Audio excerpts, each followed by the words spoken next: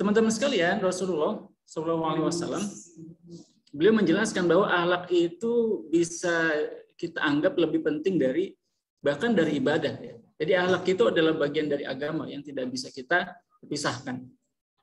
Ketika Rasulullah ditanya tentang apa sih amal ibadah yang paling berat timbangannya di akhirat, maka ternyata hadirin sekalian bukan sholat ternyata, bukan zakat, bukan puasa, tetapi ibadah atau amalan yang paling berat timbangannya di akhirat adalah akhlak, husnul khuluq.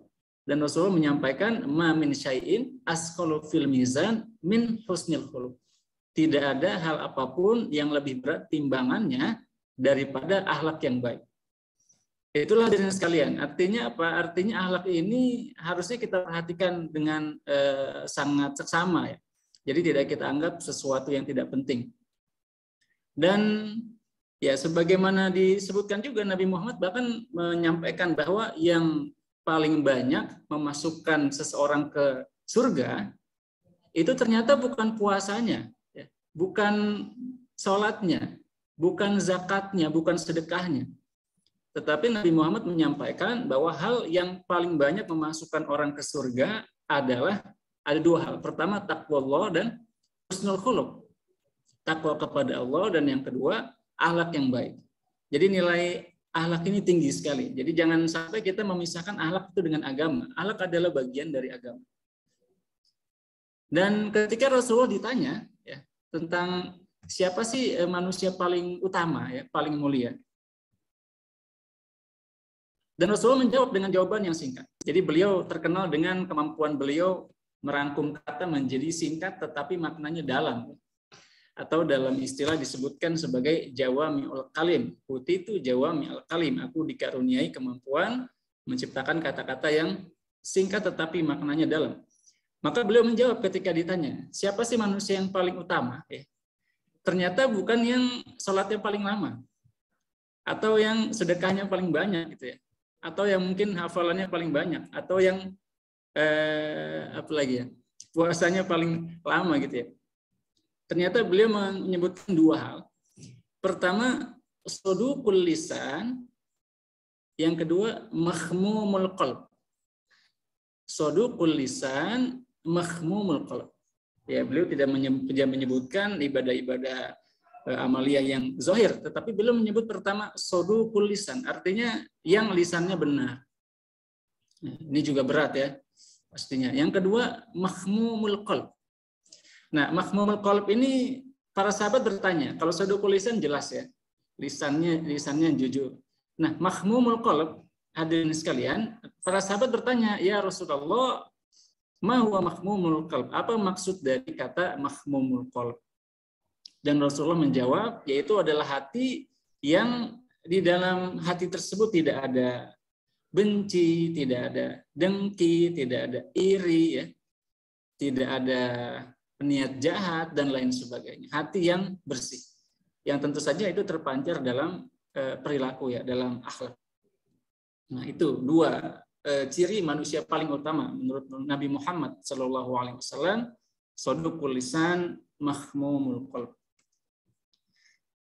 Dan pertanyaannya, mampukah kita meneladani akhlak Nabi Muhammad SAW? Tentu saja ini pertanyaan mendasar ya. Dan saat ini juga. Ya, jadi bisakah kita ya setelah pertemuan ini mengamalkan apa yang dijalankan oleh Nabi Muhammad berupa akhlak-akhlak beliau, terutama di bulan yang penuh berkah ini, di pertemuan yang penuh berkah ini, di tempat Zoom meeting yang penuh berkah ini ya. Nah, saat ini juga ya. Jadi harapan saya pribadi mudah-mudahan setelah ini teman-teman mendapatkan inspirasi untuk bisa mengamalkan akhlak-akhlak Nabi Muhammad dalam kehidupan sehari-hari, dari yang paling simpel ya sampai yang lebih kompleks lagi, yang lebih tinggi lagi, bersamaan dengan berjalannya waktu insya Allah subhanahu wa ta'ala. Nah, yang pertama hadirin sekalian, yang paling simpel ya, yang paling simpel adalah Rasulullah SAW basam. Rasulullah itu sangat suka tersenyum. Ya, jadi kemanapun beliau berada, ya, beliau selalu menampakkan senyuman di wajahnya. Wajahnya selalu dihiasi oleh senyuman. Nah, ini kan sederhana ya Bapak Ibu sekalian ya. Kita bisa lihat ke kaca ya. Kira-kira apakah wajah kita masam ataukah sedih, gundah, galau gitu ya. Ataukah bahagia ya, tersenyum dan lain sebagainya. Nah, ini yang paling simpel, Rasul basam. Dan Nabi Muhammad SAW untuk menggambarkan seperti apa sih senyuman yang menghiasi wajah beliau, ada sebuah riwayat di mana Jarir bin Abdullah, ini beliau meriwayatkan ya dalam hadisnya, beliau bercerita bahwa beliau ini tidak pernah bertemu Nabi Muhammad SAW kecuali Nabi Muhammad itu tersenyum. Padahal hadirin sekalian, Jarir bin Abdullah itu termasuk orang yang masuk Islamnya terakhir-terakhir. Artinya dia tidak punya pengetahuan banyak tentang Islam, tidak punya jabatan khusus ya dalam struktur pemerintahan Nabi Muhammad ya. Sahabat biasa lah, sahabat biasa yang tidak terlalu dekat dengan Nabi Muhammad SAW. Tetapi kata Jarir, aku tidak pernah melihat Nabi Muhammad kecuali tersenyum kepadaku.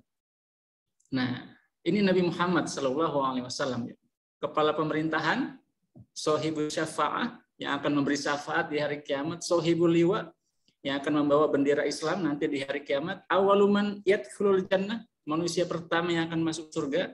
Melihat siapapun, bertemu siapapun, baik itu orang besar, orang kecil ya, bahkan yang tidak terlalu dekat dengan beliau, beliau selalu menampakkan senyuman di wajahnya.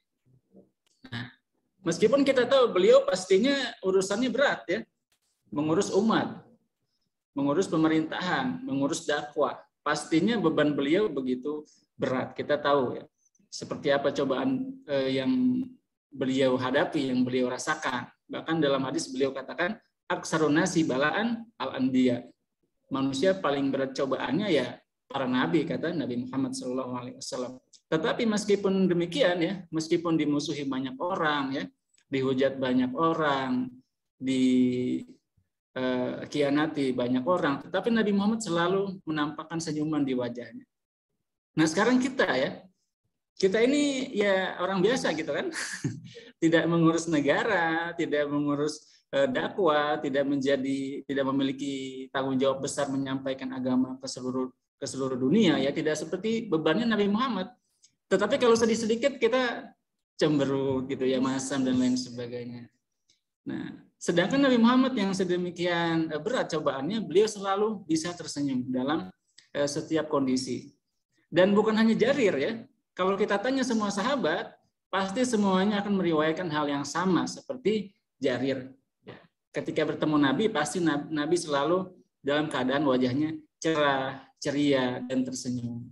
Ya, ini salah satu akhlak beliau yang bisa dilihat langsung oleh para sahabat. Nah, pertanyaan gimana caranya supaya bisa seperti Nabi Muhammad? Apa sih di dalam pikiran Nabi Muhammad? Kenapa beliau menghadapi masalah yang banyak itu tidak sedih, gundah, atau cemberut ya? Nah, karena beliau itu pikirannya hanya satu. Tujuan beliau hanya satu, agar semua umatnya itu bisa masuk surga ya bersama beliau, menjadi bagian dari umat Nabi Muhammad yang selamat di dunia dan di akhirat, menjadi sahabat-sahabat beliau di dunia maupun nanti di surga. Itu adalah harapan tertinggi beliau. Maka setiap beliau bertemu sahabat, beliau tersenyum dan berharap supaya sahabatnya tersebut juga bisa ikut nanti sampai surga ya bersama Nabi Muhammad SAW.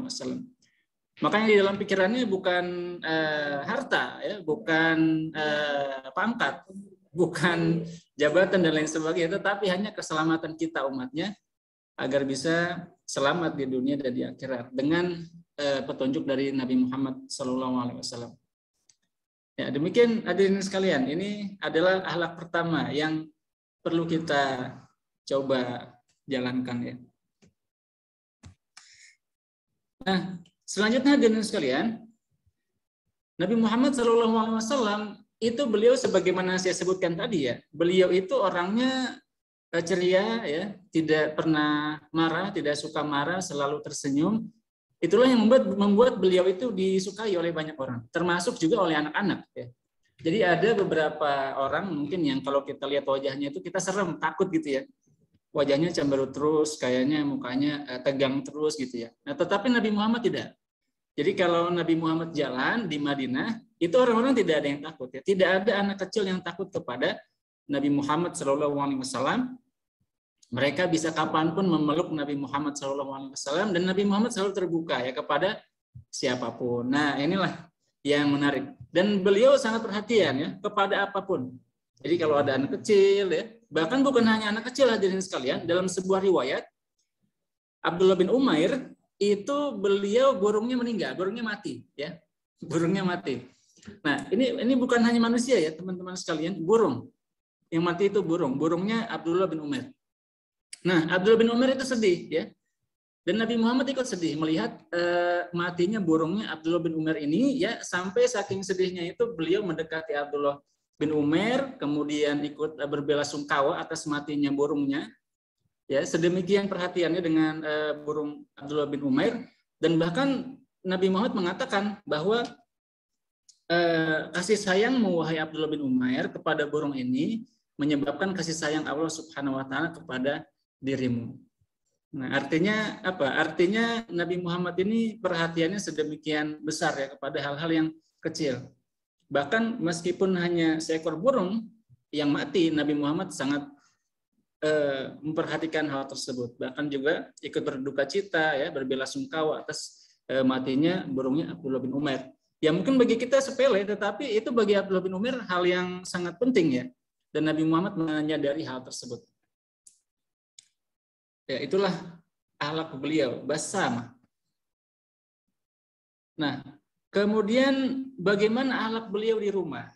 Nah, hadirin sekalian, ini yang menarik ya. Kadang orang itu dia beda sikap kalau di luar sama di dalam ya. Jadi misalkan mungkin dia di luar rumah baik ya, suka senyum, ramah sama orang dan lain sebagainya, tetapi bisa jadi di rumah ada kesalahan sedikit, istrinya main tangan dipukul, atau mungkin anaknya salah sedikit dimarahin, dibentak, dipukul dan lain sebagainya, atau mungkin bisa jadi ada kekerasan di rumah tangga ya, atau ada benda-benda terbang ya, piring terbang atau gelas terbang dan lain sebagainya. Kadang-kadang seperti itu ya. Jadi ada kondisi di mana kadang bahkan kita sendiri ya beda antara di luar rumah dengan di dalam rumah. Nah, dan Nabi Muhammad ini hadirin sekalian, tentu saja beliau kan public figure ya. Para sahabat bertanya tentang seperti apa sih akhlak Nabi Muhammad. Dan salah satu saksi hidup bagaimana tentang akhlak Nabi di dalam rumah beliau adalah Anas bin Malik. Anas bin Malik, Bapak Ibu sekalian, teman-teman sekalian, beliau ini adalah budaknya Nabi Muhammad SAW. Sejak kecil beliau tinggal bersama Nabi Muhammad SAW. Dan di rumahnya pun Nabi Muhammad bermain bersama Anas bin Malik ya, sudah biasa. Nah, dalam suatu kesempatan hadirin sekalian, Anas bin Malik ini karena masih kecil ya, diminta tolong sama Nabi Muhammad. Nah, jadi Anas disuruh beli sesuatu gitulah ya, disuruh keluar untuk suatu keperluan Nabi Muhammad SAW. Dan Anas pun keluar ya. Dan ketika Anas keluar, itu Anas karena masih kecil, teman-teman sekalian, dia akhirnya ngobrol sama temennya, kemudian main ya dan lain sebagainya. Akhirnya Anas ini nggak balik-balik ke rumah. Ya. Nah, Nabi Muhammad nunggu di rumah itu. Kok ini Anas nggak balik-balik gitu ya? Dan ternyata hadirin sekalian, akhirnya Nabi Muhammad keluar rumah. Ya, beliau mencari Anas bin Malik. Nah, akhirnya ketemu. Ya. Ketemu Anas bin Maliknya lagi main bersama teman-temannya. Nah, kalau manusia normal biasanya kan langsung ditegur ya. Kamu nih disuruh beli apa misalkan, disuruh beli beras kok malah main gitu ya, manusia normal ya. Tetapi Nabi Muhammad apa yang beliau lakukan? Beliau berjalan ya dengan santai mendekati Anas, kemudian dipegang Anasnya, dan Nabi Muhammad bertanya, mana yang aku suruh tadi? Nah itu pertanyaan beliau kepada Anas bin Malik. Hanya bertanya saja. Anas bin Malik langsung, oh iya Nabi Muhammad, iya Rasulullah, nah langsung Anasnya pergi ya, berjalan menuju keperluan tadi perintah yang diperintahkan oleh Nabi Muhammad SAW ya, tanpa mengangkat suara, tanpa memukul dan lain sebagainya. Dan Anas bin Malik beliau bersaksi bahwa selama beliau tinggal di rumah Nabi Muhammad SAW, tidak pernah Nabi Muhammad membentak beliau, memarahi beliau, memukul beliau dan lain sebagainya. Dan salah satu saksi hidupnya yang memberikan kita riwayat juga dalam hadis adalah Sayyidah Aisyah. Nah, Sayyidah Aisyah, Bapak Ibu sekalian, hadirin sekalian, beliau juga ditanya oleh para sahabat tentang seperti apa sih akhlak Nabi Muhammad SAW. Apakah Nabi Muhammad di luar rumah sama dengan di dalam rumah? Nah, ini pertanyaan simpel ya, sama dengan yang kita pertanyakan barusan. Kemudian Sayyidah Aisyah menjawab, karena khuluquhul Quran. Beliau itu perilakunya seperti Al-Quran. Karena Quranan yamshi 'alal ardh. Beliau seperti Al-Quran yang berjalan di atas bumi. Ya, beliau jujur, ya beliau ibadahnya bagus, ya beliau rendah hati, ya beliau selalu mendahulukan orang lain, ya bersedekah dan lain sebagainya. Dan yang penting lagi di riwayat yang lain, Sayyidah Aisyah menceritakan karena yakhitu saubah. Nabi Muhammad itu menjahit bajunya sendiri. Wa yahlibu syata, dan memerah susu kambingnya sendiri. Wa yakhdimu nafsah, dan menolong dirinya sendiri. Dan menolong dirinya sendiri. Artinya apa hadirin sekalian? Nabi Muhammad bangun tidur merapikan tempat tidurnya sendiri. Mau makan, ya, mengambil makanannya sendiri. Mau minum, ngambil minumannya sendiri. Kamarnya kotor, ya, beliau membersihkannya sendiri. Yakhdimu nafsa. Beliau menolong dirinya sendiri. Tidak meminta tolong, ya. Nah, sebagian orang kalau di rumah itu tidak mau menyentuh apa-apa gitu ya. Makan dong, tolong ambilin makan gitu ya. Minta diambilin nasinya, lauknya dan lain sebagainya.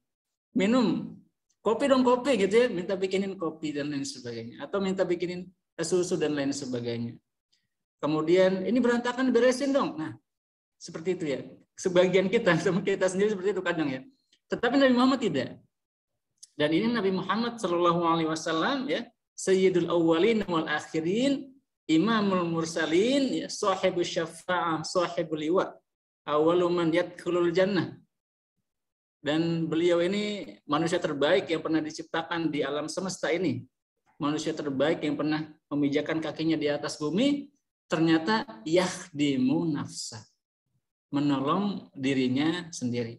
Selama masih mampu, beliau melakukan hal-hal seperti merapikan rumah, ya, merapikan tempat tidur, memerah susu, menjahit bajunya sendiri. Nah, inilah akhlaknya Nabi Muhammad sallallahu alaihi wasallam. Tidak rumit ya, tidak rumit. Ya, ketika beliau butuh makan ya beliau cari makan sendiri ya, dan lain sebagainya. Yakhdimu nafsa. Dan di dalam riwayat yang lain juga disebutkan ya, ketika beliau dalam perjalanan hijrah ya, di rumahnya Ummu Ma'bad itu beliau juga memerah susunya sendiri. Ada Abu Bakar, ada Umar berdiri ya, tidak memerah. Yang memerah Nabi Muhammad SAW. Jadi beliau tidak minta dilayani, beliau melayani dirinya sendiri. Nah, ini mungkin bisa menjadi inspirasi buat kita semua ya. Kadang kita inginnya dilayani, tetapi Nabi Muhammad sendiri memberikan kita contoh akhlak yang beliau contohkan, yaitu tidak meminta pelayanan ya. Yakhdimu nafsa.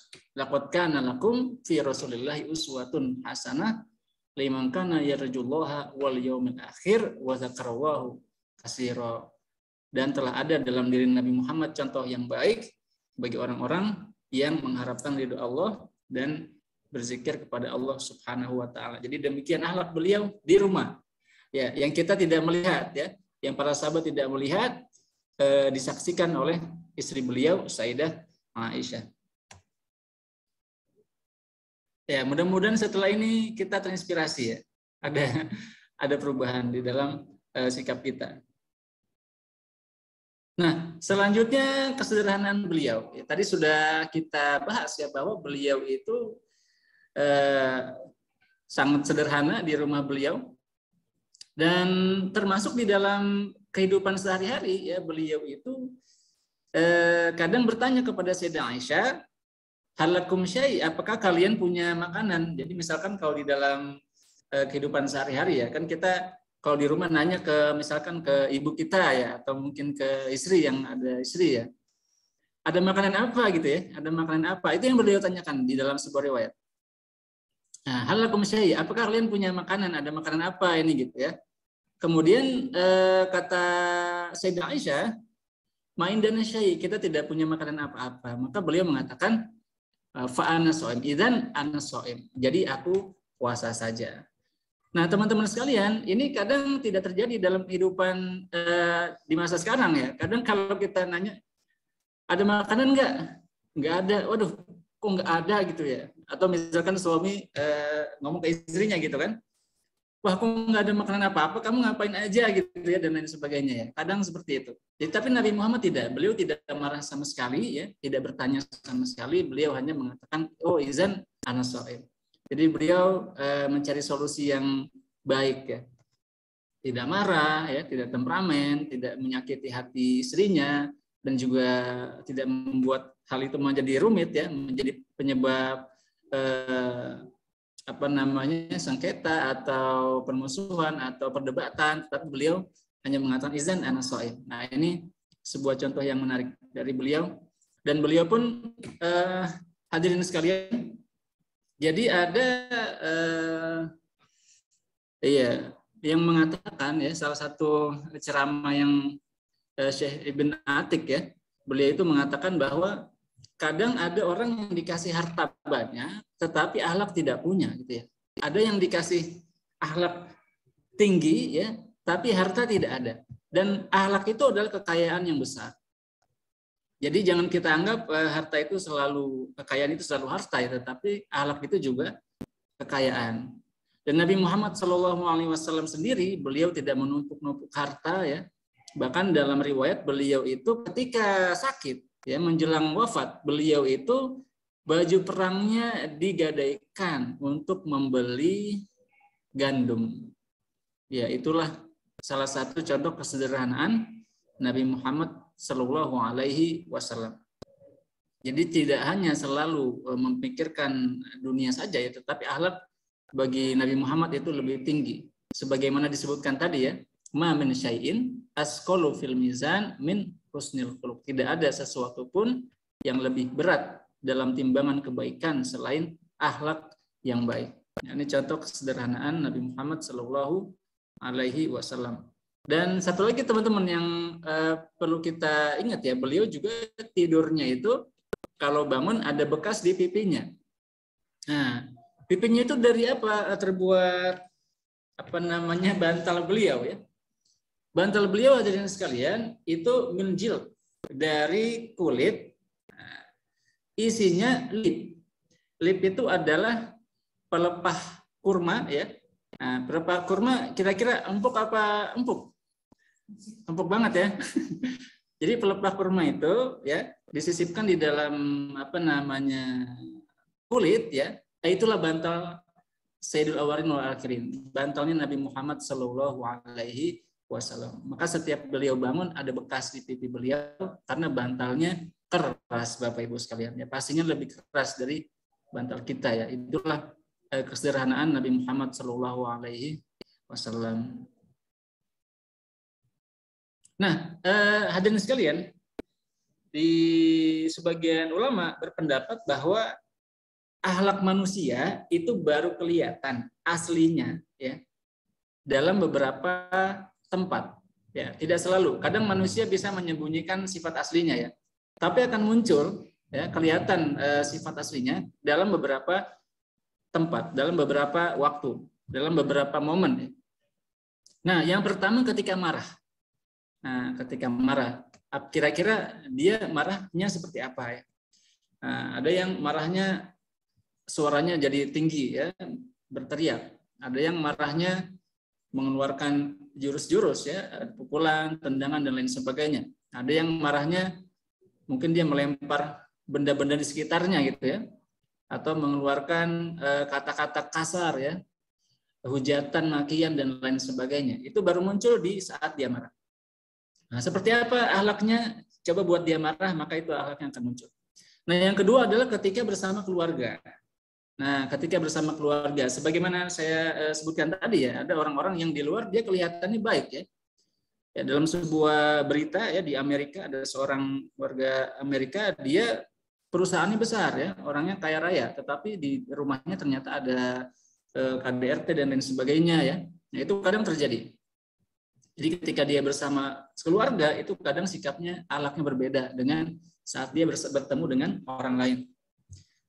Nah, ini akhlak akan kelihatan di situ. Maka seperti apa akhlak Nabi Muhammad kita bisa lihat ketika beliau marah, kemudian ketika bersama keluarga, dan yang ketiga bersama tetangga atau orang lain.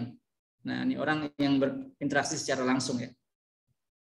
Kemudian yang keempat dalam jual beli. Nah, jual beli apakah dia jujur dalam jual beli. Nah, yang kelima ketika sedang sendiri. Nah, atau istilahnya khalwah ya, via khalwah. Ketika tidak ada yang melihat dia, itu kira-kira apa yang dia lakukan. Nah, kalau akhlaknya memang baik, dia akan tetap baik. Karena kadang ada yang tidak ya. Misalkan anak kecil ya. Nah, kalau ada ibunya, ada liatin ya. Ibunya ngeliatin dia, biasanya dia baik gitu ya. Dia baik. Tapi ketika ibunya nggak ada, wah dia bikin semua berantakan dan lain sebagainya. Jadi ini ada lima tempat ya. Nah, kita bisa menunjukkan akhlak kita ya, yang kita tiru dari orang-orang soleh di 5 tempat ini. Nah, selanjutnya kita membahas tentang tawadunya Nabi Muhammad SAW, ya, bagaimana kerendahan hati beliau Sallallahu Alaihi Wasallam. Ya, yang pertama adalah beliau itu mendekat kepada Ahlus Sufa. Nah, Ahlus Sufa itu hadirin sekalian adalah orang-orang yang tinggal di Masjid Madinah. Jadi kalau kita baca riwayat di Madinah itu, di dalam masjidnya ada sekelompok orang yang memang tidak punya tempat tinggal, ya, titunawisma, tidak punya rumah, tidak punya tempat tinggal, tidak punya keluarga di Madinah. Mereka hijrah datang dari kampung mereka demi bisa melihat Nabi Muhammad, belajar dari Nabi Muhammad SAW. Dan mereka ini orang-orang miskin, ya, tidak punya banyak harta, tidak punya banyak benda, ya. Jadi beliau kerjaannya ya, mereka ini Ahlus Sufa ini kerjaannya dari pagi sampai malam ya di masjid ya, menunggu Nabi Muhammad, rindu dengan Nabi Muhammad. Setiap Nabi Muhammad pergi mereka rindu gitu ya, pengen ketemu lagi dan lain sebagainya. Dan Nabi Muhammad selalu meluangkan waktu beliau berinteraksi dengan Ahlus Sufa. Nah, jadi Ahlus Sufahnya ini bahkan dalam Al-Qur'an disebutkan ya bahwa Nabi Muhammad ini Allah Subhanahu wa taala tidak melarang Nabi Muhammad untuk mengusir mereka ya. Wala tatrudil ladzina yad'una rabbahum bil ghadati wal 'ashyi yuriduna wajha. Jangan kalian usir orang-orang itu hamba Allah yang mencari ridho Allah Subhanahu wa taala pagi dan malam hari. Jadi orang-orang Ahlus Sufa ini termasuk di dalamnya Abu Hurairah ya. Nah, Abu Hurairah ini juga beliau termasuk Ahlus Sufa. Itulah kenapa Abu Hurairah meriwayatkan paling banyak hadis. Dan catatan hadisnya paling banyak karena beliau membersamai Nabi Muhammad dari pagi sampai malam. Nah, dalam sebuah riwayat, nah ini ada contoh yang menarik. Ketika Abu Hurairah itu, ini hadis riwayat beliau sendiri ya, riwayat Abu Hurairah. Ya, teman-teman mungkin ada yang pernah dengar. Abu Hurairah suatu hari kedatangan Nabi Muhammad SAW, didatangi oleh Nabi Muhammad.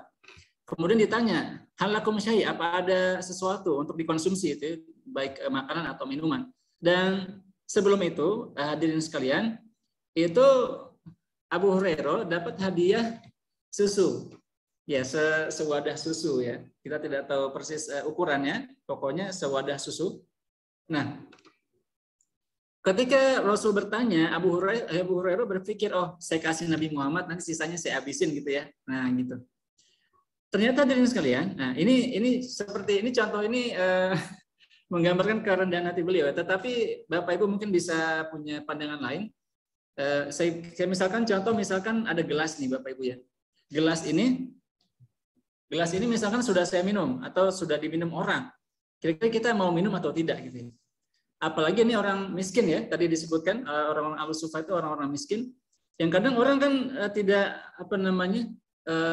tidak langsung siap langsung minum gitu ya dari bekas orang lain. Jangankan orang lain yang tidak ada hubungan, bahkan saudara sendiri pun ya di beberapa keluarga itu tidak mau minum dari bekas saudaranya, padahal itu saudaranya sendiri. Nah, ini Nabi Muhammad ini yang akan kita bahas kisahnya. Ini beliau minum dari gelas bekas Ahlus Sufa. Nah, lanjutan ceritanya tadi ya kan Abu Hurairah bawa wadah susu nih. Oh, ini ada susu Nabi Muhammad. Akhirnya dikasih ke Nabi Muhammad. Oh, alhamdulillah, kata Nabi Muhammad, ada susu. Apa kata Nabi Muhammad? Potong ahlu sufa, panggil ahlu sufa. Ahlu sufa, hadirin sekalian, itu jumlahnya puluhan orang. Diperkirakan ya dalam sebuah kajian itu sekitar 40 sampai 70 orang. Kira-kira banyak nggak itu ya? Banyak ya. Nah, apa dalam pikiran Abu Hurairah kira-kira? Wah, ini musibah gitu ya, musibah. Artinya apa? Nabi akan kasih ke ahlu sufa, nanti sisanya baru dikasih Abu Hurairah dan Nabi Muhammad. Akhirnya mau nggak mau Abu Hurairah berangkat ya. Nah, karena perintah Nabi tidak bisa dilarang, tidak bisa ditolak ya. Beliau harus berjalan. Akhirnya beliau pergi ke Masjid Nabawi, manggil ahlu sufa berkumpul. Nah, isyrabu, kata Nabi Muhammad, minum. Akhirnya semuanya minum, teman-teman sekalian. Minum satu-satu ya, sampai semuanya. Nah, sisa tinggal 2 yang belum minum, Abu Hurairah sama Nabi Muhammad SAW. Nah, kata Abu Hurairah, isyrab ya Rasulullah, anta minum dulu gitu ya, Anda minum dulu. Kata Nabi, la anta. Begitu terus ya, kamu tidak mau ya, saling dorong-dorongan. Hatta lasabil, sampai tidak ada jalan lain, kata Abu Hurairah. Akhirnya aku yang harus minum, Nabi tidak mau minum sama sekali sebelum aku, akhirnya Abu Hurairah minum. Nah, baru setelah itu Nabi Muhammad minum.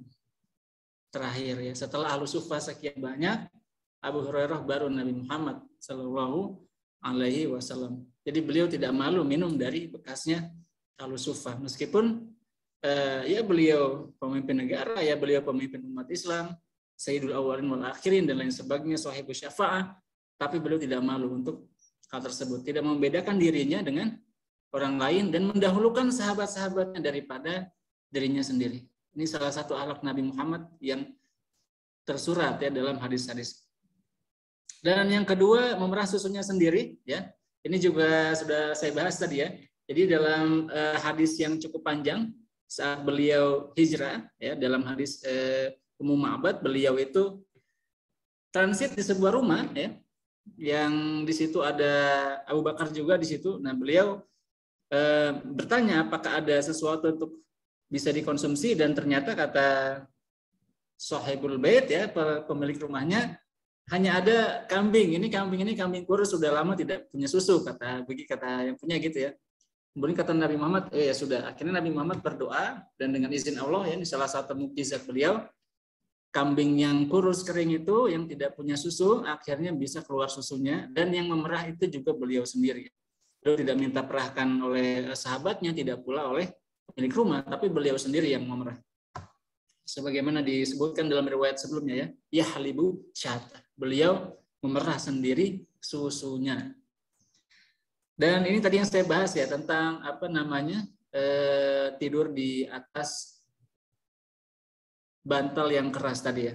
Jadi sudah kita bahas bahwa bahan baku dari bantal beliau adalah kulit yang diisi dengan kulit-kulit pelepah kurma. Dan yang kelima, hadirin sekalian, ini yang terjadi ketika Nabi Muhammad tidur di malam pertama saat beliau tiba di Madinah. Nah, teman-teman mungkin sudah tahu ceritanya bahwa saat Nabi Muhammad SAW sampai di Madinah, beliau itu berjalan ya di dalam, dan itu sudah disambut oleh sedemikian heboh ya, sedemikian ramai oleh penduduk Madinah. Semuanya menunggu-nunggu ingin menyaksikan seperti apa Nabi Muhammad, sampai kemudian beliau harus menentukan saya mau tinggal di mana gitu ya. Nah, setiap sahabat yang ada di Madinah itu menawarkan untuk memberikan tempat tinggal kepada Nabi Muhammad. Jadi setiap beliau berjalan, dan akhirnya apa yang beliau lakukan? Beliau turun dari unta ya, dan menyuruh untanya untuk berjalan.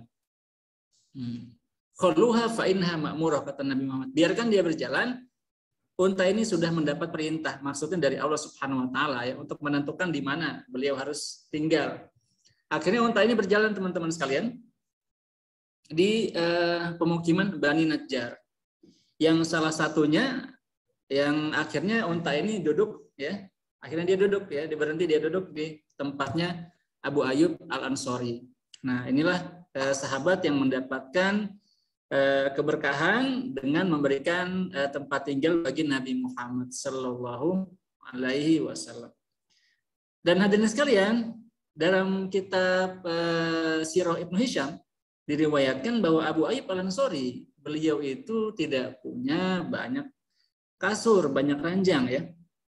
Akhirnya hadirin sekalian, saat Nabi Muhammad akan bermalam di rumah beliau, hanya ada dua pilihan, antara Nabi Muhammad yang tidur di atas atau Abu Ayyub yang tidur di atas. Ya, antara Nabi Muhammad tidur di atas, Abu Ayyub di bawah, atau Abu Ayyub di bawah, Nabi Muhammad di atas. Nah, logikanya kalau kita tuan rumah nih, kita di rumah nih, kedatangan Nabi Muhammad gitu ya. Tentunya kita nggak mau kan Nabi Muhammad tidur di lantai, pasti Nabi Muhammad di atas, kita di bawah gitu ya.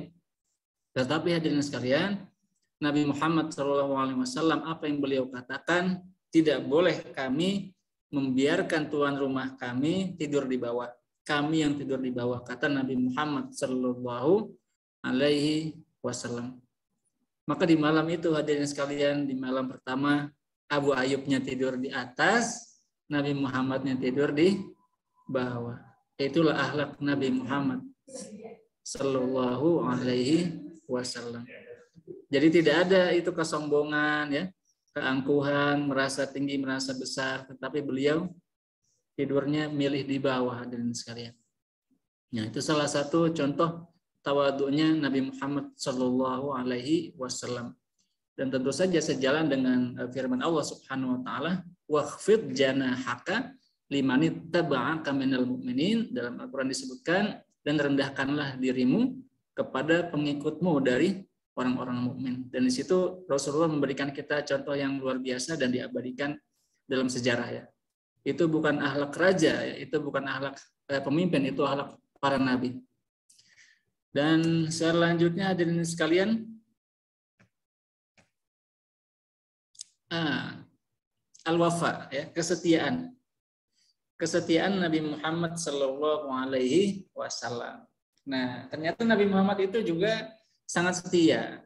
Ya, jadi beliau itu selama hidupnya, ya sampai Sayyidah Khadijah sudah wafat, itu beliau tidak pernah melupakan hari kematian Sayyidah Khadijah. Ya, bahkan pernah dalam suatu riwayat yang disebutkan Nabi Muhammad ini sedang tidur, ya. Tiba-tiba seolah-olah beliau ini mendengar suara Khadijah. Nah, yalah binta Khalid, kata beliau. Akhirnya beliau kebangun menyebut nama Sayyidah Khadijah, dan di situ ada Sayyidah Aisyah, ya. Di dekat dia ada Sayyidah Aisyah. Ada Sayyidah Aisyahnya cemburu, teman-teman, ya. Sayyidah Aisyahnya cemburu. Akhirnya Nabi Muhammad ini dikatakan oleh Sayyidah Aisyah kepada Nabi Muhammad, bukankah Allah sudah mengganti Sayyidah Aisyah itu, Sayyidah Khadijah maksudnya ya, sudah mengganti untukmu yang lebih baik, kata Sayyidah Aisyah. Tapi apa jawaban Nabi Muhammad? Wallahi ma'abdala khairan minha. Sungguh ya, demi Allah, Allah tidak menggantinya dengan yang lebih baik. Artinya apa? Bagi beliau Sayyidah Khadijah itu sangat spesial gitu ya, sangat spesial. Meskipun kalau kita lihat secara umur dalam mayoritas berpendapat Sayyidah Khadijah menikah dengan Nabi di usia 40 ya. Sampai beliau meninggal nanti di usia 55 tahun. Itu usianya kan jaraknya jauh sekali ya. Sayyidah Aisyah menikah dengan Nabi Muhammad menikah di usia 6, kemudian berhubungan suami istri di usia 9 tahun. Jaraknya jauh sekali ya, antara 40 dengan 9 tahun. Tetapi sedemikian cintanya beliau ya terhadap Sayyidah Khadijah sampai beliau menganggap Sayyidah Khadijah itu adalah yang terbaik bagi Nabi Muhammad SAW. Mungkin karena cinta pertama ya, ada kata-kata al-mahabbatul ula la tunsafiha gitu ya. Cinta pertama tidak mungkin dilupakan gitu ya. Atau di dalam mahfuzat itu kamin manjilin ya'lufuhul fata wa haninuhu daiman li awwali manzilin gitu ya. Jadi betapa banyak rumah yang disinggahi seorang pemuda, tapi hatinya selalu di rumah yang pertama gitu. Jadi Sayyidah Khadijah ini memang sangat spesial bagi Nabi Muhammad SAW. Nah, ini juga bagi yang perempuan juga ya. Kenapa Sayyidah Khadijah demikian spesial bagi Nabi Muhammad? Nah, yang kita dapati dalam riwayat, Sayyidah Khadijah ini orangnya itu selalu support ya, sangat support kepada suaminya. Ketika suaminya sedang sedih, ya, sedang galau, sedang gundah, Sayyidah Khadijah itu selalu menghibur Nabi Muhammad SAW. Nah, kadang ada ya, atau mungkin di dalam sinetron gitu ya. Jadi misalkan suaminya nih kena tipu gitu ya. Waduh, kena tipu nih, kena tipu banyak gitu ya. Misalkan hilang sekian juta. Nah, nanti istrinya bilang, kamu sih nggak mikir gitu, gimana kan, dan sebagainya. Akhirnya kan suaminya sedih ya. Suaminya tadinya udah sedih, makin sedih lagi, makin bisa-bisa salah-salah nanti nekat gantung diri dan lain sebagainya kan. Akhirnya jadi makin sedih ya. Dan sebaiknya nggak gitu ya. Sebaiknya jadi sebagai pasangan, sebaiknya seorang istri, sebagaimana dicontohkan Sayyidah Khadijah ya. Ketika suaminya galau, sedih, itu dihibur ya. Oh nggak apa-apa, pasti ada hikmahnya. Oh nggak apa-apa, nanti diganti yang lebih baik. Oh nggak apa-apa, nanti juga ada gantinya dan lain sebagainya. Oh nggak apa-apa, mudah-mudahan nanti dapat rezeki yang lebih banyak dan lain sebagainya.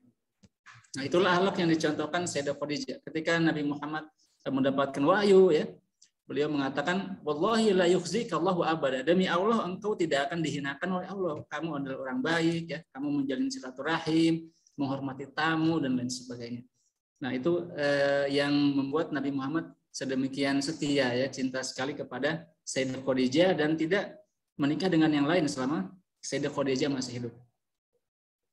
Dan ini menurun kepada anak beliau ya, anak beliau Sayyidah Zainab. Ini anak tertua beliau, anak tertua Nabi Muhammad SAW. Dan kita perlu tahu bahwa Sayyidah Zainab ini, teman-teman sekalian, itu punya suami yang masih musyrik.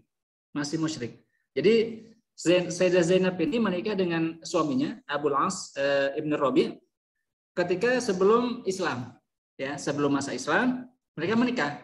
Nah, setelah Nabi Muhammad mendapatkan wahyu, ya, Islam, Sayyidah Zainab Islam, tapi Abul As bin Rabi' enggak Islam, masih kafir gitu ya, masih kafir, tapi masih suami, enggak dicerai sama Abul As, enggak dicerai, dan sama Nabi Muhammad juga masih dibiarkan ya. Masih dibiarkan, meskipun nantinya dipisah rumahnya. Nanti beliau dan Abul As ini dipisah rumah oleh Nabi Muhammad SAW. Nah, sampailah kemudian ketika Nabi Muhammad sudah hijrah ke Madinah, Sayyidah Zainab ini dan suaminya Abul As bin Rabi' masih di Mekah. Nah, sampai kemudian akhirnya terjadi perang Badar, ya, tahun kedua Hijriah terjadi perang Badar, dan Abul As bin Rabi' ketangkep. Jadi tawanannya Nabi Muhammad Sallallahu Alaihi Wasallam. Kurang lebih ada sekitar 70 tawanan Badar saat itu ya, yang ada di bawah kekuasaannya Nabi Muhammad Sallallahu Alaihi Wasallam, dan beliau kaget karena salah satunya adalah menantunya sendiri, yaitu Abul As bin Rabi'. Nah, kalau beliau mau, gampang saja beliau lepaskan ya, lepaskan ini menantu saya ini, pulangkan kembali ke Mekah gitu ya. Kalau beliau mau, tetapi karena beliau begitu setia dengan para sahabat ya, beliau ingin berlaku adil, maka beliau pun mengirim surat kepada Sayyidah Zainab. Ya Zainab, ini suami kamu ketangkap ini. Ya, perang Badar suami kamu ketangkap. Semua yang ditangkap ini harus ditebus dengan tebusan. Ya, harus dibayarkan tebusan atau istilahnya fida. Nah, kamu kirimkan apa yang kamu punya, kirim ke sini, suami kamu akan aku lepaskan. Nah, demikian ya teman-teman sekalian. Meskipun anak beliau sendiri, ya menantu beliau sendiri, beliau tetap jalankan hukum yang ada. Harus bayar fida, ya, harus bayar tebusan. Akhirnya teman-teman sekalian, Sayyidah Zainab ini kumpulkan semua yang beliau punya. Semua harta yang beliau punya beliau kumpulkan, termasuk kalung beliau yang dihadiahkan Sayyidah Khadijah di hari pernikahannya dengan Abul As. Jadi kalung ini adalah warisan dari Khadijah. Artinya apa? Nabi Muhammad tahu ini kalung milik Khadijah. Akhirnya digabung ya bersama dengan harta yang lain, dikumpulkan dan dikirim ke Madinah untuk menebus Abul As bin Rabi'. Nah, begitu sampai di hadapan Nabi Muhammad, ini adalah harta tebusan untuk Abul As. Apa yang Rasul lihat? Yang pertama beliau lihat adalah kalungnya. Ini kalungnya Khadijah, kata beliau. Akhirnya beliau bingung ya. Jadi ada memori-memori masa lalu ya, zikroyat sabiqoh gitu kan, memori-memori masa lalu ketika beliau masih bersama Khadijah, melihat istri tercintanya menggunakan kalung itu, sekarang dijadikan tebusan perang kata beliau gitu ya. Akhirnya kata beliau minta izin kepada para sahabat, ini ada begini ya, ini yang dikirim ini salah satunya kalung Khadijah. Ini saya minta izin, kalungnya saya kembalikan ya, sisanya kita ambil. Nah, begitu. Beliau masih minta izin ya kepada para sahabat. Ini juga menunjukkan kesetiaan beliau kepada para sahabat ya. Tidak ambil keputusan sendiri dengan otoriter ya. Beliau menggunakan kekuasaannya dengan begitu demokratis. Beliau minta izin kepada para sahabat, ini kalung Khadijah, boleh tidak saya kembalikan lagi kepada yang punya, kepada anak saya. Dan akhirnya para sahabat mengizinkan, akhirnya dikembalikan lagi kalung Khadijah itu kepada Zainab. Dan Zainab juga mewarisi kesetiaan ibunya ya. Jadi ibunya menurut sebagian ulama menyebutnya sebagai madrasatul wafa, sekolahnya kesetiaannya Khadijah itu ya. Akhirnya menghasilkan anak yang juga sangat setia, yaitu Zainab. Meskipun suaminya kufur ya, musyrik, bahkan memerangi mertuanya sendiri, masih setia. Zainab tidak minta cerai dari Abul As, bahkan ketika diminta tebusan pun beliau berikan tebusan. Begitu setianya kepada suaminya Abul As. Dan pesan Nabi Muhammad ketika mengembalikan tadi kalung Sayyidah Khadijah adalah la tufarriti fi aqdi Khadijah. Jangan kamu sia-siakan kalung Khadijah, kata Nabi Muhammad Shallallahu Alaihi Wasallam. Maksudnya apa? Ini dijaga, ini warisan ibumu, ini warisan Khadijah, gitu ya.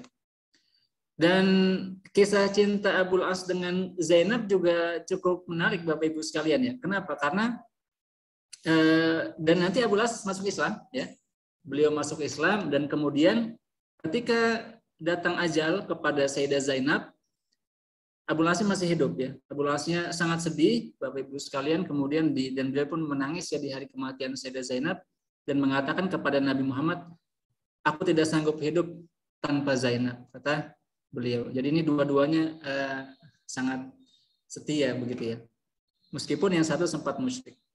Nah, itulah contoh-contoh kesetiaan yang dicontohkan oleh para sahabat ya dan juga Nabi Muhammad Shallallahu Alaihi Wasallam. Nah, selanjutnya cemburunya para istri Nabi ya. Ini tadi sudah saya bahas ya Bapak Ibu sekalian ya. Inilah yang membuat kenapa Sayyidah Khadijah dicemburui oleh Sayyidah Aisyah ya dan juga para istri yang lain karena beliau begitu cinta mati dengan Sayyidah Khadijah dan bahkan masih menyebut-nyebut beliau.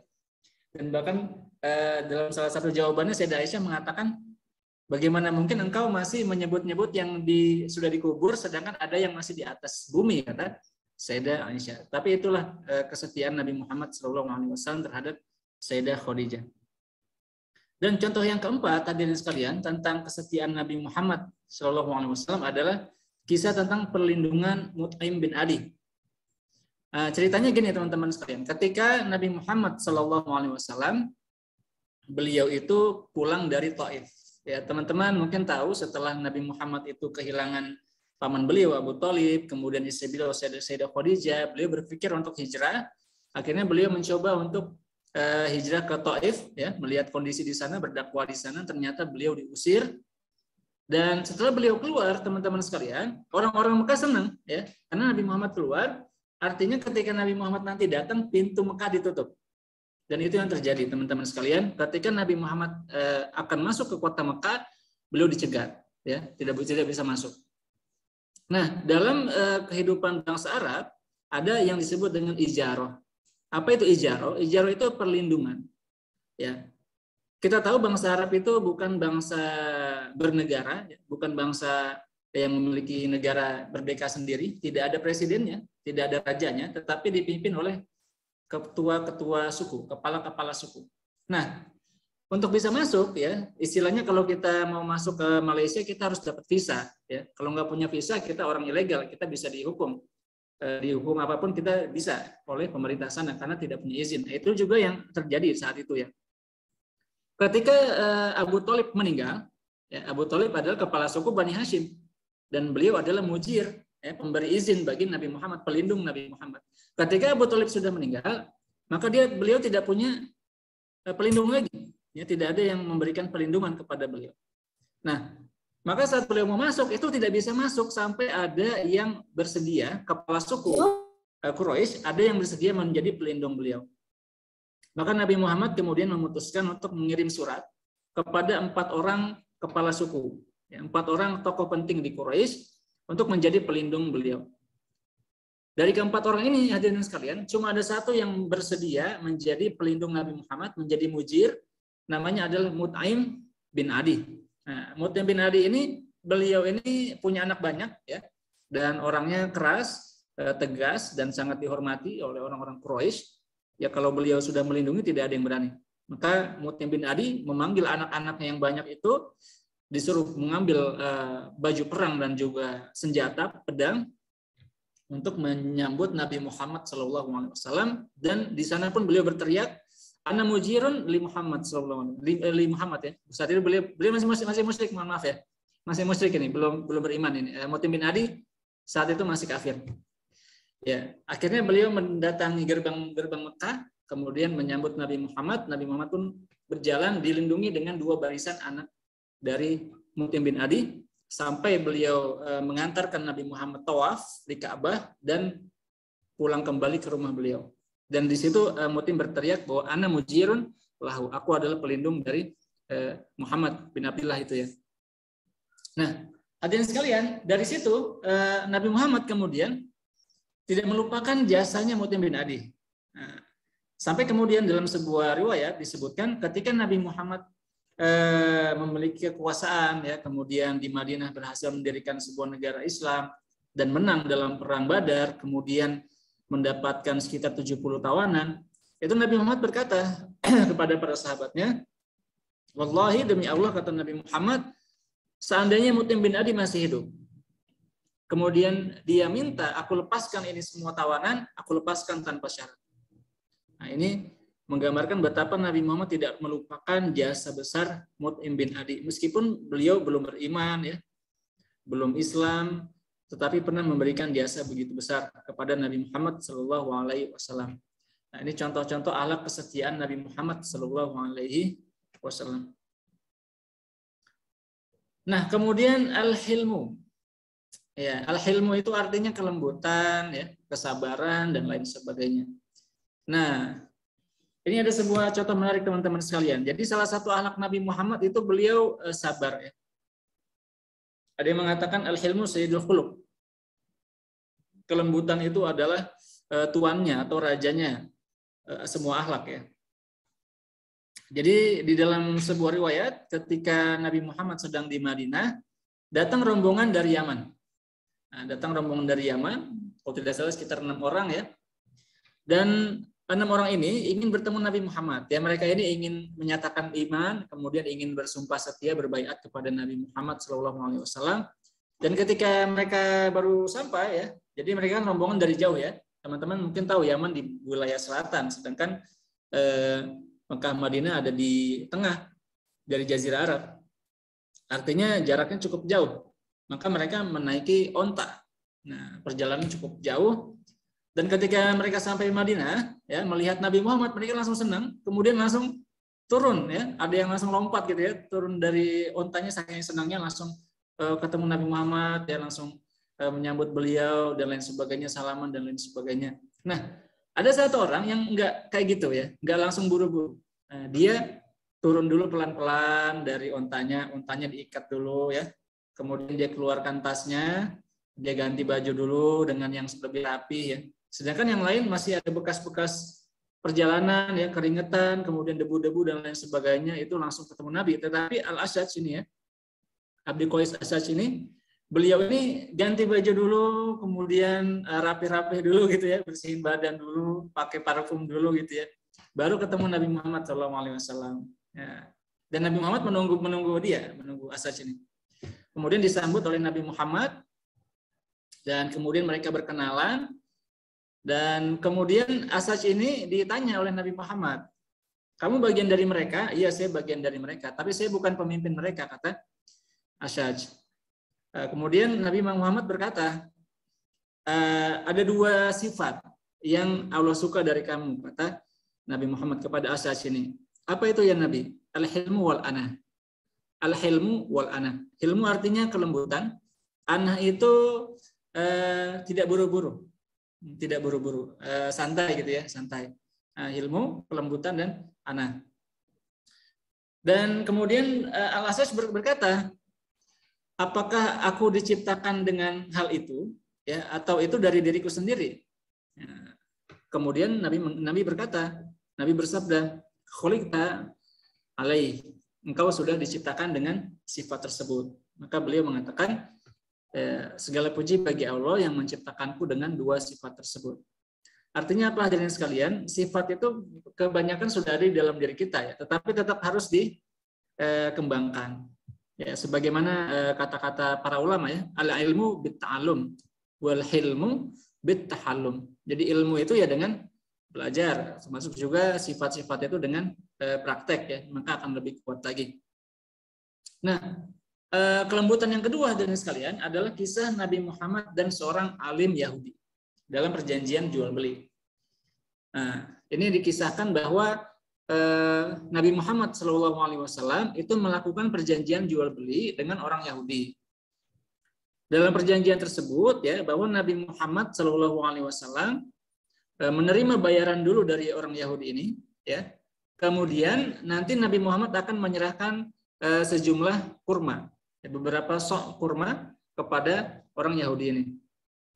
Dan orang Yahudi ini adalah orang alim, ya. Beliau saat itu berinteraksinya dengan orang alim Yahudi, dan orang Yahudi ini, teman-teman sekalian, ingin mengetes seperti apa akhlak Nabi Muhammad dalam jual beli. Gimana caranya? Jadi menurut orang Yahudi ini, Nabi itu tidak bisa marah. Nah, semakin dia dibuat marah, dia akan semakin lembut. Itu bedanya Nabi dengan manusia biasa, ya. Itu kata orang alim Yahudi ini. Maka dia ingin coba apakah benar. Dan hadirin sekalian, beberapa waktu setelah itu, ya, Nabi Muhammad mulai mendekat kepada hari yang dijanjikan, di mana Nabi Muhammad harus menyerahkan kurma.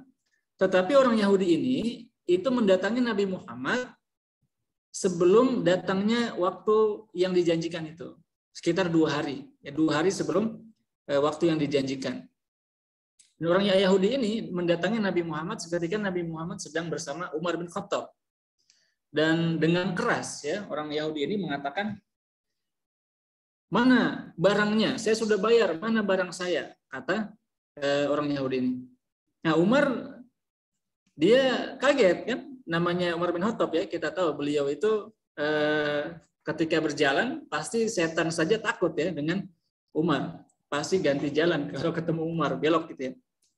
Dan beliau adalah orang yang keras. Dan Umar akhirnya bangkit, ya. Apa maksud kamu gitu, ya? Dan kemudian Nabi Muhammad menjelaskan ini sebenarnya waktu yang dijanjikan masih 2 hari lagi. Kemudian orang Yahudi ini makin keras gitu, ya. Mana kasih sekarang? Akhirnya apa kata Nabi Muhammad? Nabi Muhammad tidak marah sama sekali. Kemudian beliau hanya mengatakan kasih yang dia minta dan lebihkan dari yang seharusnya. Jadi bukannya marah, hadirin sekalian, Nabi Muhammad malah memberikan apa yang dimaui oleh Yahudi ini dan bahkan ditambahkan, dikasih bonus gitu, ya. Maka setelah itu orang Yahudi ini akhirnya bersyahadat la ilaha illallah Muhammadun Rasulullah. Akhirnya beliau menyadari bahwa ini memang akhlak seorang nabi. Ya, selanjutnya, nah ini kisah yang mungkin cukup terkenal, ya, hadirin sekalian. Kisah Nabi dan orang yang ingin membunuhnya. Nah, di dalam suatu siang, Nabi Muhammad sedang tidur siang di bawah pohon. Demikian juga para sahabat yang lain, ya, di sekitar beliau juga sedang tidur siang. Tiba-tiba ada yang datang. Nah, dia yang datang ini dengan pedang, gitu, ya, dengan pedang sudah siap menebas leher Nabi Muhammad SAW. Tiba-tiba beliau bangun, di hadapan beliau sudah ada pedang, ya, terhunus di hadapan wajah beliau. Kemudian dia mengatakan, man yamna'u minni, siapa yang melindungimu dariku? Kemudian Nabi mengatakan Allah. Tiba-tiba pedangnya ini jatuh, teman-teman sekalian.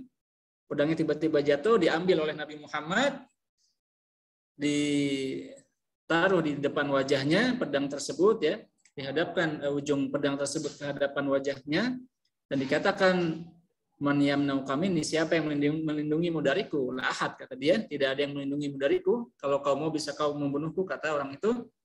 Tapi Nabi tidak membunuh beliau. Ya. Nabi tidak membunuh orang tersebut. Ya. Dan kemudian Nabi menyuruh untuk bersyahadat. Qul la ilaha illallah Muhammadun Rasulullah. Tapi dia tidak mau. Dia nggak mau. Sudah di hadapan pedang ya. Tapi dia juga tetap menolak, tidak mau beriman. Apa yang dilakukan Nabi Muhammad kira-kira? Ternyata Nabi Muhammad memaafkan orang tersebut. Ya, ya sudah, silakan pergi. Akhirnya orang itu dibiarkan pergi. Nah, orang tersebut akhirnya bingung ya. Loh, kok ini orang baik banget gitu ya. Sampai akhirnya ketika dia kembali ke kaumnya, dia langsung bersyahadat, asyhadu an la ilaha illallah Muhammadan Rasulullah. Nah, ini contoh-contoh kelembutan hati Nabi Muhammad sallallahu alaihi wasallam. Nah, kedermawanan. Ya, atau istilah bahasanya al-karam gitu ya. Nah, ini ada sebuah kisah Nabi Muhammad dengan 90.000 dinar. Nah, 90.000 dinar. Ya, satu dinarnya itu sekitar beberapa gram emas ya. Dan saat itu Nabi Muhammad Shallallahu Alaihi Wasallam itu mendapatkan hadiah 90.000 dinar, itu sangat banyak teman-teman ya. Mungkin saat itu ditaruh di sebuah wadah yang kita anggap saja mungkin seperti ember gitu ya, atau baskom gitu ya. Isinya emas semua, 90.000 dinar. Akhirnya apa kata beliau? Nah, inilah beliau. Jadi beliau ini tidak menyisakan apapun untuk dirinya sendiri ya. Beliau ini sedemikian dermawannya. Beliau memerintahkan sahabatnya mengambil tikar. Khudh al-hasir ya, kata beliau. Ambil tikar. Akhirnya tikar ini dibentangkan teman-teman sekalian di hadapan beliau. Apa yang beliau lakukan? Dituangkan semua koin emas itu di atas tikar. Lalu bagaimana? Khuzu masyitum. Ambil semua kalian. Akhirnya semuanya datang teman-teman. Ambil, bebas ya. Ambil berapapun. Nah, kalau kita ada di sini kira-kira ngambil berapa ya? Pastinya ngambilnya nggak 1 poin 2 poin ya. Karena udah digelar semuanya. Artinya beliau ingin menghabiskan semuanya. Karena yang beliau inginkan nggak tersisa apapun kecuali tikernya gitu ya. Maka para sahabat mengambil sedemikian banyak. Ada yang bawa kantong ya, kantong sudah cukup, pakai kantong yang lain dan lain sebagainya. Maka para sahabat bisa mengambil sedemikian bebasnya. Nah, kemudian beliau juga bersabda, iyyakum wasyuh. Iyyakum wasyuh. Apa itu syuh? Syuh itu adalah al-bukhlu ma'al hirs. Artinya kekikiran ya, kepelitan yang sangat semangat untuk kikir gitu ya. Itu larangan beliau seperti itu. Jadi tidak boleh kita terlalu kikir. Dan kemudian, nah ini kisah setelah perang Hunain, ya hadirin sekalian. Jadi setelah perang Hunain, Nabi Muhammad mendapatkan banyak sekali rampasan perang, ya. Salah satunya adalah kambing. Nah, kambing itu banyak sekali, jumlahnya ratusan. Ya. Oh sorry bukan kambing, nakoh, unta ya, unta, bukan kambing, unta. Nah, ketika Nabi Muhammad sudah selesai ya mendapatkan unta sedemikian banyak, kemudian datang Aqra bin Hafiz. Nah, Aqra bin Hafiz ini datang. Apa kata Nabi Muhammad? Aqra sini, itu ada unta di situ, khutnya, ambil 100 kata Nabi Muhammad Sallallahu Alaihi Wasallam. Nah, misalkan satu unta itu kita misalkan 20 juta lah ya. Nah, mungkin bisa lebih ya. Satu unta 20 juta. Kita kali 100 sudah 2 miliar ya. Nah, itu ambil 2 miliar itu ya. 100 unta. Akhirnya beliau ambil 100 unta. Aqra bin Hafiz. Nah, gak lama kemudian datang lagi yang lain. Namanya Uyainah bin Hisn. Nah, Uyainah datang. Uyainah tahu. Nah, itu kamu lihat unta di situ. Khutmiyah. Ambil 100. Uyainah langsung, oh dapat 100 lagi. Diambil 100. Ya. Jadi siapapun yang datang beliau kasih. Nah, ini satu lagi datang orang. Ya. Orang baru masuk Islam. Orang Arab. A'rabi. Ya. Orang Arab pedalaman. Beliau tidak kenal langsung. Tidak tahu namanya, ya, tidak diketahui namanya. Apa kata beliau? Khutmi. Oh enggak. Beliau bilang gini. Kamu lihat itu ada onta di situ, ya, antara dua gunung, ya, di lembah. Ada onta di situ. Nah, ambil semuanya. Ambil semuanya. Artinya orang yang nggak dikenal oleh Nabi secara langsung ini dan namanya tidak tercatat ya dalam riwayat, disuruh ambil semua yang ada di lembah itu. Dan itu sudah sangat banyak ya jumlah untanya. Orang ini kaget tadi sekalian, dia kaget dan kemudian dia pulang ke kampungnya ya, membawa sekian banyak unta dan mengatakan kepada orang kampungnya, aslimu, masuk Islam kalian semua. Kata orang Arab ini, kenapa? Karena aku bertemu dengan Nabi yang la yakhaful faqr, yang tidak takut miskin karena memberikan semua unta ini kepadaku. Ini gambaran dari kedermawanan Nabi Muhammad sallallahu alaihi wasallam. Jadi beliau sangat tidak pilih-pilih ya dalam memberikan pemberian kepada yang lain. Nah, beliau juga sangat pemaaf. Ya, mudah-mudahan masih kuat ya teman-teman ya. Ini udah nggak ada yang on cam. Masya Allah, iya. Oh, ini ada nih, ada. Hadir Ustaz. Masih Oh, Ustaz ada, di sini. Nah, saya senang menyimaknya. Ya, selanjutnya maaf beliau. Nah, jadi kalau dalam Al-Quran disebutkan salah satu sifat Nabi adalah Nabi itu lemah lembut dan pemaaf. Ya. Dalam Al-Quran disebutkan walau kunta faddan ghalidhal qalbi lan faddu min hawlik fa'fu anhum wastaghfir lahum wasyawirhum fil amr. Seandainya kalian itu keras, seandainya kamu sifatmu keras ya, hatimu keras, maksudnya Nabi Muhammad ya, pasti mereka akan menghindarimu, menghindar dari sekelilingmu. Ya, maka maafkanlah mereka, mohon ampunlah untuk mereka dan bermusyawarahlah dengan mereka. Maka Nabi Muhammad diperintahkan untuk memaafkan orang-orang umatnya ya. Nah, salah satunya adalah ini yang mungkin paling terkenal ya, ketika Nabi Muhammad keluar dari Taif ya, beliau dihina, dimaki, dicaci, bahkan ditimpukin sampai berdarah-darah ya. Nah, tapi beliau maafkan. Iya, padahal kalau beliau mau, para malaikat sudah siap untuk melemparkan gunung-gunung, menimpakan kepada orang-orang Taif. Tetapi beliau tidak melakukan hal tersebut. Ya, kita stop dulu mungkin azan ya Bu ya.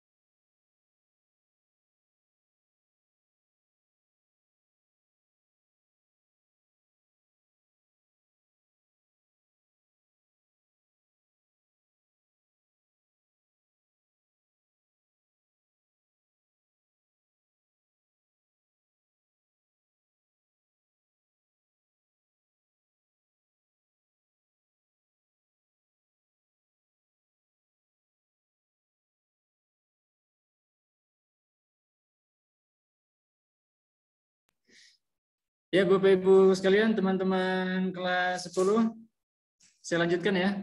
Ini dikit lagi selesai nih ya. Nah, ini yang pertama itu kisah malaikat tadi ingin menghancurkan Taif ya, dan Mekah, tetapi beliau melarang, ya, tidak mengizinkan para malaikat untuk mengazab umat beliau. Dan kemudian ada kisah Mistah bin Usasa. Nah, siapa itu Mistah bin Usasa, teman-teman sekalian? Mistah bin Usasa ini adalah tokoh yang menuduh Sayyidah Aisyah itu melakukan tindakan asusila ya. Nah, ini yang menyebabkan fitnah, kemudian Sayyidah Aisyah sampai nangis dan lain sebagainya ya, bahkan sampai hijrah ke rumah ayahnya beberapa lama. Tapi kemudian Nabi Muhammad memaafkan Mistah bin Usasa. Nah, kemudian Ikrimah bin Abi Jahal, ini saya singkat-singkat saja ya. Ikrimah bin Abi Jahal ini teman-teman sekalian, itu anak-anak dari Abu Jahal ya, yang tadinya itu sudah diperintahkan untuk dibunuh, meskipun dia bergantungan sama kiswah Ka'bah, sama sarung Ka'bah itu ya. Tetapi akhirnya dia minta maaf ya, kemudian masuk Islam ya, kemudian istrinya pun mendatangi Nabi Muhammad SAW, minta syafaat ya, minta dimaafkan. Akhirnya Nabi Muhammad pun memaafkan. Dan terakhir adalah kepada penduduk Mekah yang dulu menghina beliau, menghujat beliau, mengusir beliau, memerangi beliau ya, mengatakan beliau kafir, beliau penipu, beliau penyihir dan lain sebagainya. Saat Nabi Muhammad datang ke Mekah bersama sekitar 10.000 pasukan beliau, yang orang Mekah tidak berani apa-apa. Apa yang dikatakan ketika orang-orang bertanya, ini orang Mekah akan kita apakan? Apa kata Nabi Muhammad? Izhabu wa antum tulaqo. Pergilah ke rumah kalian, kalian semua bebas. Kata Nabi Muhammad SAW. Fa'fu anhum wastaghfir lahum. Maka Nabi Muhammad menjalankan perintah Allah, memaafkan mereka yang dahulu pernah menyakiti beliau. Itu saja teman-teman sekalian yang bisa saya sampaikan di pertemuan kali ini, dan pertanyaannya, mampukah kita meneladani sifat-sifat Nabi Muhammad SAW saat ini juga? Nah, bahkan dalam sebuah kajian salah satu masyayikh mengatakan seandainya Nabi Muhammad bertanya ya kepada kita, apakah sunnahku sudah kalian jalankan? Atau mungkin dikatakan yang tidak menjalankan sunnahku tolong keluar gitu ya. Kira-kira kita termasuk yang keluar atau yang tidak gitu ya. Ini pertanyaan refleksi diri kita ya. Pertanyaan setelah kita mengetahui apa yang beliau jalankan dalam kehidupan beliau. Dan terima kasih banyak sekali lagi saya ucapkan kepada partisipan, Bapak Ibu guru, siswa-siswi Manfaat Jakarta kelas 10 atas semua perhatian dan partisipasinya. Teman-teman juga bisa mengecek YouTube saya ya untuk mengetahui penjelasan lebih jauh. Ada video-video cukup banyak tentang Sirah Nabawiyah dan sejarah-sejarah lainnya. Kurang lebihnya saya mohon maaf yang sebesar-besarnya. Sampai ketemu lagi insya Allah di pertemuan-pertemuan selanjutnya. Wassalamualaikum warahmatullahi wabarakatuh. Waalaikumsalam warahmatullahi wabarakatuh.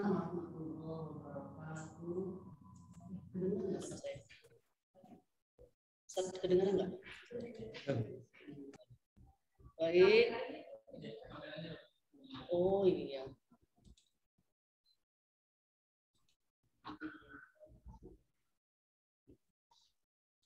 Baik. Terima kasih kepada Ustadz Istian yang sudah begitu banyak menyampaikan materinya tentang Sirah Nabawi. Sesuai tadi dengan judulnya, Rasulullah Basamah ya. Nah, Basamah itu tersenyum. Nah, semoga dengan acara kita ini melampaui azan ya, kita masih bisa tersenyum ya. Sebagaimana bukti kita bisa melaksanakan sesuai dengan apa yang tadi disampaikan oleh pemateri yaitu Ustadz Istian. Selesailah rangkaian kegiatan acara pesantren Ramadan hari ini. Ada baiknya kita bersama-sama membaca hamdalah. Alhamdulillahirabbil alamin. Dan saya pribadi selaku MC mohon maaf apabila terdapat kekurangan dan kesalahan dalam berbicara maupun dalam perilaku. Dan kepada Allah Subhanahu wa taala saya mohon ampun yang sebesar-besarnya. Terima kasih kepada Bapak Ibu guru, kepada Bapak Ibu Walas, kepada anak-anakku yang tercinta yang sudah menyimak dan memperhatikan dari kegiatan pertama tadi sampai sekarang ini. Kita ucapkan alhamdulillah ya, semoga anak-anak dapat mempraktekannya dalam kehidupan sehari-hari. Namun sebelum kita tutup, mari kita sama-sama membaca doa kafaratul majlis. Subhanaka Allahumma wa bihamdika asyhadu an la ilaha illa anta astaghfiruka wa atubu ilaik. Saya pamit undur diri. Assalamualaikum warahmatullahi wabarakatuh. Waalaikumsalam warahmatullahi wabarakatuh. Terima kasih Ustadz Izian ilmunya. Barakallah. Barakallahu fikum Ustazah. Terima kasih banyak. Terima kasih Bu. Terima kasih semua. Nanda juga. Terima kasih semuanya, mohon izin live ya. Sama-sama Bu. Terima kasih semuanya, izin live. Ya Bu Sri Mai, sama-sama.